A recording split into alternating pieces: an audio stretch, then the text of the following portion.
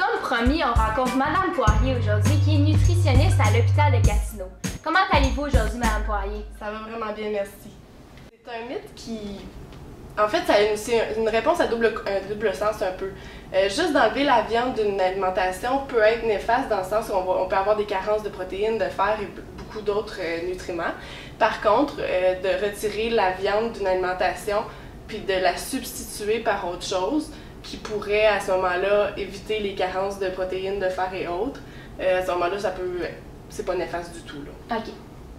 Non, je crois pas que je deviendrais végétarienne. D'abord, c'est pas une cause qui me tient à cœur nécessairement, puis c'est un mode de vie auquel j'aurais la difficulté à adhérer. Ça a été prouvé à plusieurs reprises que le fait d'être végétarien peut avoir un petit facteur protecteur pour les maladies cardiovasculaires, de sorte que la plupart des végétariens vont consommer plus d'aliments, de produits végétaux, comme les produits céréaliers, les légumineuses, on compte là-dedans les fruits, les légumes, les noix, les graines, qui sont connus pour être plus riches en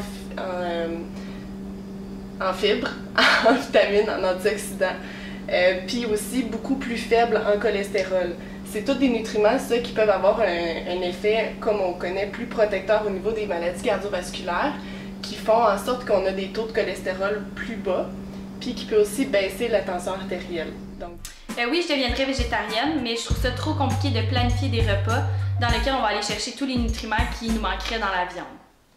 On est connu pour manger beaucoup de viande, surtout que nos portions sont beaucoup exagérées par rapport à ce que recommanderait le Guide alimentaire canadien. Fait que ça fait partie, on a tendance toujours à dire qu'est-ce qu'on mange pour souper, du poulet, du bœuf.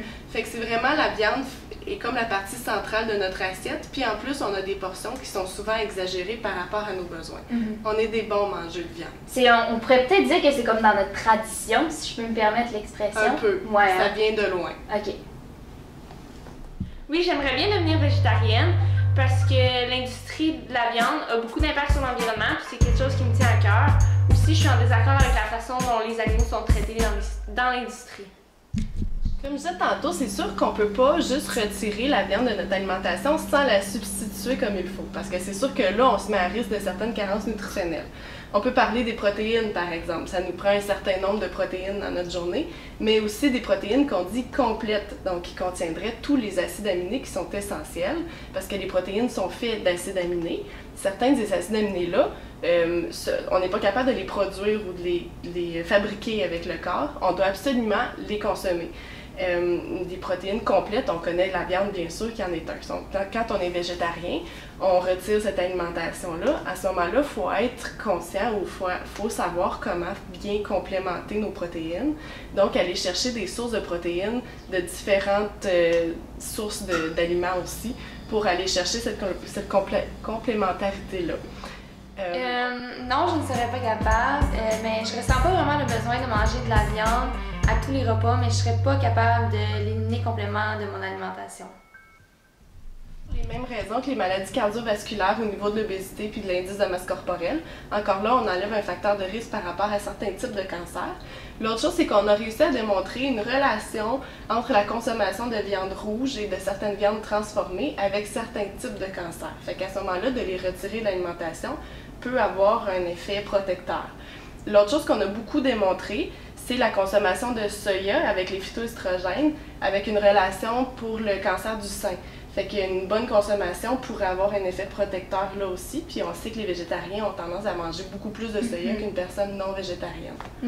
Fait que dans cette vague d'idées-là, on pourrait dire effectivement que la diète végétarienne va avoir un effet protecteur pour le cancer.